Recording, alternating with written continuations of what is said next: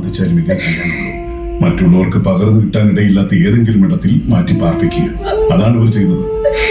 നേരത്തെ ഭക്ഷണവും വെള്ളവും ഒക്കെ എത്തിക്കാൻ ലാഡരെ ഏർപ്പാട് ചെയ്തിട്ടുണ്ടെന്നല്ലേ പറഞ്ഞത്?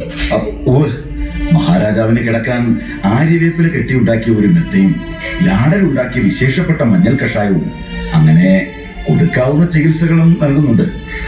ഫലം ചെയ്യില്ല എന്ന് പറയാനാവില്ലല്ലോ. എനിക്ക് അദ്ദേഹത്തെ കാണണം. വിട്ടിത്തം പറയാതിരിക്കൂ തങ്കി. പെട്ടെന്ന് കയറി പിടിക്കുന്ന മഹാവ്യാധിയാണ് വസൂരി.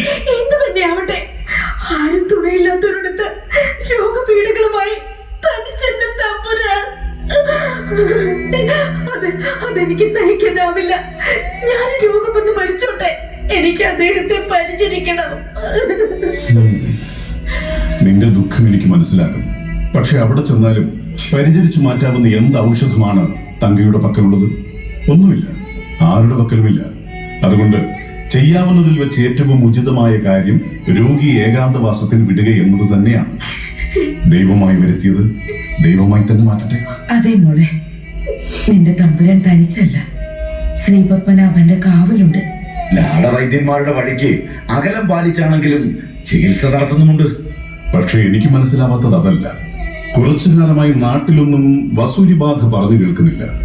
പുറപ്പെടും നേരം തമ്പുരാനിൽ രോഗലക്ഷണങ്ങളോ അസ്ഥിതയോ ഉണ്ടായിരുന്നില്ലെന്ന് തങ്കയും പറയുന്നു.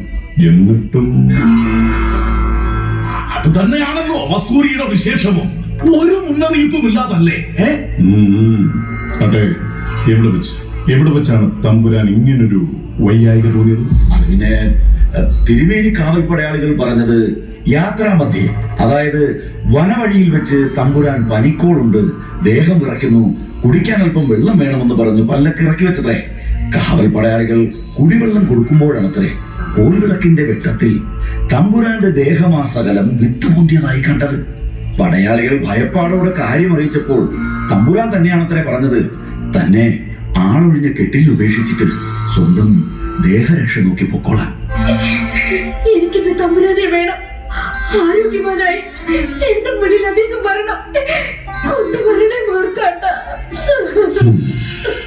ശ്രീ പത്മനാഭസ്വാമിയുടെ അനുഗ്രഹം ഉണ്ടെങ്കിൽ അത് നടക്കും. അമ്മയോടൊപ്പം ചെല്ലു തങ്കേ. വാ മോളെ.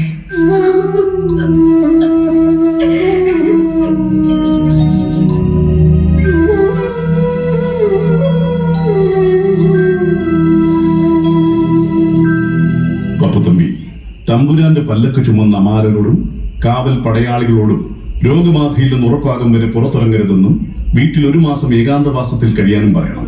മറ്റുള്ളവർക്ക് രോഗം പകർന്നു കൊടുക്കാതിരിക്കാൻ.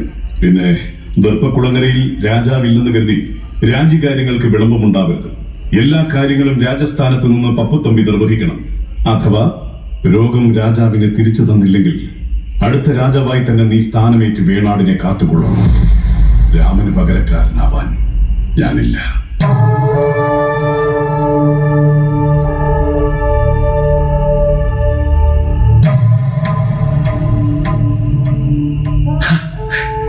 എന്താണ് അവൻ പറഞ്ഞിട്ട് പോയത്? ഇത്ര പെട്ടെന്ന് നല്ല ബുദ്ധി ഉദിച്ചു.